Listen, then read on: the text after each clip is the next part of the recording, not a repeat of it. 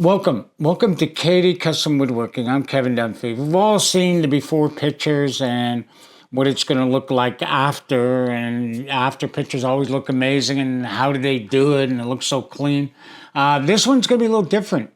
This one's done on a 50-year-old icebreaker, biggest one in the Canadian fleet.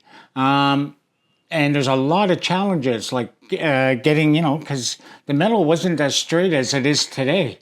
So let's dive in. We're going to show all the steps, not so much building, just, all the good stuff that you like to see, the construction. Now, to get there, I had the contract for next door at Mess Hall, making new tables and moldings and framing.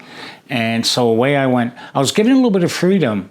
The company I was working for was about almost 1,000 miles away. And you could see here, we're using mahogany, using a flip-up edge. So you can flip the edge to stop any plates from sliding and also keeping it flat. I just used oil. With the veneer I picked out, the match was perfect. I tried to keep it, consistent, not to get too cutesy. And I used high gloss. I wanted that wood to scream, to show how expensive and how cool the wood was and the depth. And I'm in the shop now. At this point, I like to give it, because I do have time, give it time to cure and then give it a final coat a month later. They were a little awkward to handle, but nothing too hard. If you can see with the lip, we ended up with 2 inches thick of Baltic birch, 1 inch Baltic birch. I was able to get my hands on. I put 2 layers there. So those things were like solid, like rock. Meanwhile, in the officer's mess, they're starting to work. And the thing is, working with a cabinemaker is I told them where the plugs, everything else. Now I'm next door at the mess hall, and they did do a little mistake here, but this happens. The bolts were a little short, and you can see right away. It was easily fixable. And that's my work area, lots of tools. The moldings I put in, and I used screws. And I just use little covers for them, totally removable if they ever have to replace the wallpaper, or maybe the wallpaper might delaminate. We had moldings around the door. Here we couldn't do the mold. See the stainless steel? I couldn't put it on there. I had nothing to screw into. So here, high gloss tables finished. I'm delivered. I'm thinking, okay, any issues, please contact me. Because I got to go next door. I got a lot of work. I only have a week to install next door. So I'm feeling good. Remember, these tables aren't level. They're an optical illusion that they look level on the boat. The boat is 50 years old, and plus they put 1 million liters of fuel in there. You know how much that weighs, and that can actually tip the boat. So that's part of working on a boat. Now, I'm very ecstatic. There's screws in there that hold it down, but their thumbnails are removable. And the reason for that is you cannot get that perfectly flat, that edge, no matter how hard you try. And now I'm back at the shop. I'm starting the lounge, the officer's lounge, and I'm getting everything dry fitted, making sure it fits the TV. I'm doing all inlays, doors. I'm on a crunch now. I only have about 2 weeks, a little over 2 weeks to get this ready. Now, this was a little bit of controversy. Didn't like the high gloss, so I had to go there and sand to satin finish, which is 800, 1,200. I went about up to 2,000. I stopped at 2,000, and it was a ton of work. I was there till late, till about, I think, 2 or 3 in the morning. I did not want to go back, and I had to replace the edge. They wanted a more beefier edge, so I used white oak. This is a lot of wood. Like I tried to show the powers that be. This is not a simple thing to switch, and it has nothing to do with me. But I got to close this contract. I can't mouth off too much. Now here, I did a courtesan. So I got all the strips all ready. And what I did to glue it, I lapped the joints, meaning there's a lap there. And then how did I get it so perfect and so round? I used the CNC. There was no way in hell you could do that by hand.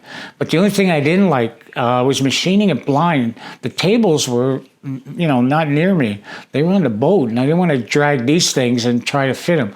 I was, pretty damn confident. There's always that little doubt when you do something like this, because last thing, I don't have time. I got to make sure those things fit and close the contract. Now, here's the panels for the officer's mess. And what I did was the flutes are totally separate. And then the panels slide in behind the flutes. So because that floor is not straight, but I can cut each flute to give the illusion that it's straight. And then the baseboard at the bottom, you wouldn't see if it was a half inch taller than the other spot. I picked out a decent brown, sort of matching the table, but I ended up a touch darker than they did, because I got to touch this up on the boat, and I got to make it, like that. Those rock singers say they got to write the song that they can play it live, and I got to deliver this live. So this has to fit. There's no ifs, ands, or buts, and it's got to look sprayed. It's got to look like one piece. That's my preference. Here was satin. I only use water base on those panels so I could touch up, because I had a lot of pieces to add. You don't realize the scope of it until you're inside the room. It was a big room. It took, here we're just dry fitting to make sure everything fits. Meanwhile, I go next door to the mess hall, and setting up. You can see the satin. So I've taken off all the edges. I have to wait till I finish eating, and then I just see how these fit. I try to be nonchalant. They fit perfect. I do like the light and dark with it. I gave the option if they wanted it tinted, they could bring it back to the shop and I could do my best. I would never have 100% of the mahogany, that rich color, but I think they look great on their own. So I'm breathing a little bit of sigh of relief right at this point, because it's a lot of work at that point. There was one, though, I did have to take to the CNC and run inside the shop. I was crossing my fingers. I think they look great. I do like the light and dark, creates a nice edge. And there's the satin finish. Be the judge. Do you feel this high gloss versus the satin was a good idea, or maybe, I was opposing my will too much? It didn't cost me a lot of time. It cost me a day. Those edgings cost me a lot of time. That's about 40 hours worth of work. And a lot of people don't realize how expensive woodworking can be. There's finishing and sanding, but they're indestructible. They'll never, ever come apart. And you can see it flipped over to stop anything from sliding. The bolts at the end of the day do have to go back. That's I put my foot down. That's it. There's only thumbnails to take it out. I don't want anything to warp. You just can't leave stuff like that loose and expect it to come back and a year later it's straight. Now, the table next door at the officer's lounge, I didn't make the table, but the gentleman that did, he was a craftsman. I do like what he did. See how he did the grain? That was to get the table inside and put all the pieces together to look decent, because you couldn't go lengthwise. It's very hard I had to do the same thing on the other tabletop. It's very hard to get stuff in the boat. So when you make it, you got to always think about that to get inside the boat. The chairs, he used quarter wrench and just did that curve on those backrests. It was pretty cool what he did there. He did, I guess, take a little chainsaw there with the seat and create an indentation. It looks good. It looks really sharp. I wasn't sure the traditional would match. We end up darker with our paneling, and I'm okay with that. As long as they are. It's not my decision. I laugh at that. I ended up putting their crown molding. They asked for crown molding, and I said, yeah, let's do it. Look cool, look traditional. Came out well. Don't forget, I'm going on, that's a metal ceiling, and the other part, I have very little. It came out great. The other strips, the vertical strips you see there, are to cover the seams in the plywood. I was the one that told where to put all the plugs, everything else, the switches. Was instrumental. There's nothing like having a cabinemaker on the job site and making sure everything runs properly. And that's the thing we don't get credit for. Right here, all inlaid doors. Why it was different from the other unit, there were two different captains, one a little more traditional, one like modern, so compromise, as they say. And those clips work great. Now you can see up close, it did come out well. Like that's not straight. And by having the flute there and cutting it, they're all cut different lengths. But the paneling looks great. And the baseboard, leaving those couple of inches there going along in between. So I only had a piece in between, but it gave the illusion that it was one piece and joined. So it worked out good.